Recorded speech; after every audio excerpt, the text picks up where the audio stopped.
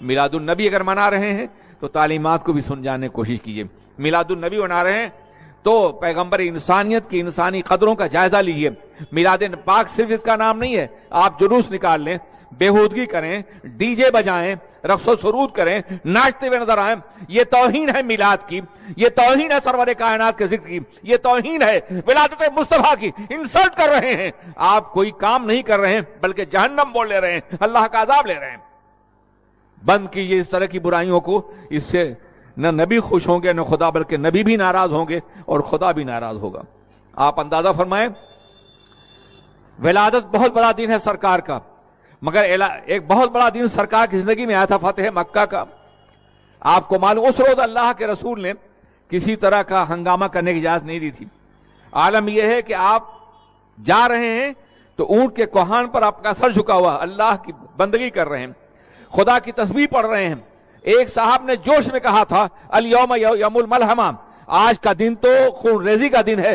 تو اللہ کے رسول نے ان سے قیادت کا جھنڈا چھین لیا اور فرمایا نہیں, الیوم یوم المرحمہ, آج کا دن تو رحمت کا دن ہے, آج کا دن تو پیار کا دن ہے. جو برائیاں آپ کرتے ہیں خدا را اس سے باز آ جائیے. لوگ تانا دیتے ہیں ہمیں کہ یہ میلاد النبی منانے والے ان باتوں کی اجازت دیتے ہوں گے, یا معاذ اللہ میلاد شاید اسی طریقے کا منایا جاتا ہو. ہم نے یورپ میں اس طرح کی رسم رکھی, وہاں ڈی جے نہیں بجانے دیتے, ہم وہاں ناچنے نہیں دیتے, وہاں کودنے نہیں دیتے, بلکہ میلاد کا جلوس نکلتا ہے برمنگھم میں, مانچسٹر میں نکلتا ہے, اسی طرح سے یورپ کے مختلف ملکوں میں نکلتا ہے. آپ کبھی ٹی وی پر دیکھ سکتے ہیں, ہالینڈ میں نکلتا ہے. لوگ سلام پڑھتے ہوئے جاتے ہیں, سر جھکائے ہوئے جاتے ہیں. کچھ کتاب سے انگلش اور ڈچ میں ہوتے ہیں, جرمن میں, جو غیر مسلموں کو تقسیم کرتے ہیں, اور ایک مٹھائی اور ایک پھول ہر غیر مسلم کو تقسیم کیا جاتا ہے, اور رسول پاک کی رحمت اور ان کی حیات کا تذکرہ ہوتا ہے.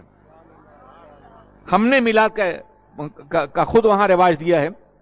وہاں نئے نئے لوگ آ رہے ہیں, لیکن جانتے ہیں اس کی برکت کیا ہے؟ اس کی برکت یہ کہ پورا معاشرہ ایک منظم اور باوقار معاشرہ ہے. یہاں سے زیادہ آزادیاں ہیں وہاں, یہاں زیادہ گناہ ہے وہاں, یہاں زیادہ آوارگی ہے وہاں, یہاں زیادہ بے پردگی ہے وہاں, لیکن ایک عورت بے پردہ نظر نہیں آئے گی. ایک بھی آزادی کا کوئی کام وہاں نہیں ہوگا. لوگ میلاد کو میلاد کی طرح سے مناتے ہیں, ذکر رسول کرتے ہیں. ایک لٹریچر ہوتا ہے, پمفلٹ ہوتا ہے جس میں حضور کی سیرت ہوتی ہے, ڈچ میں, انگلش میں, جرمن میں اور زبانوں میں تقسیم کیا جاتا ہے.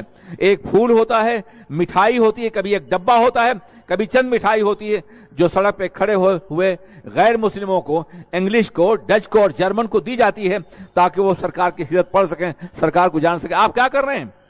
یہ کون سا میلاد منا رہے ہیں؟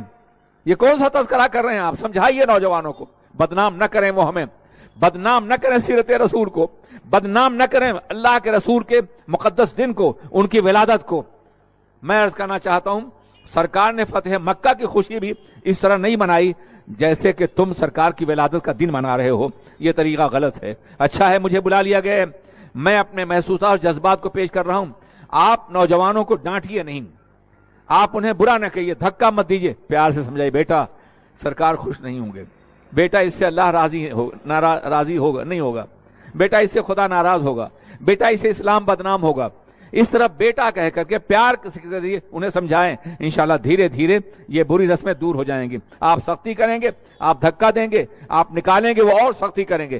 نوجوانی رد عمل کا زمانہ ہوتا ہے, ری ایکشن کا زمانہ ہوتا ہے. ایکشن کی ضرورت ہے, ری ایکشن پیدا کرنے کی کوشش نہ کریں. سمجھا کر کے, بجھا کر کے, پیار کے ذریعے انہیں ان برائیوں سے روکیں تاکہ میلاد کی محفل عبادت کی محفل بن جائے, بندگی کی محفل بن جائے. بہرکیف یہ درمیان کی بات تھی جو میں نے عرض کر دی ہے.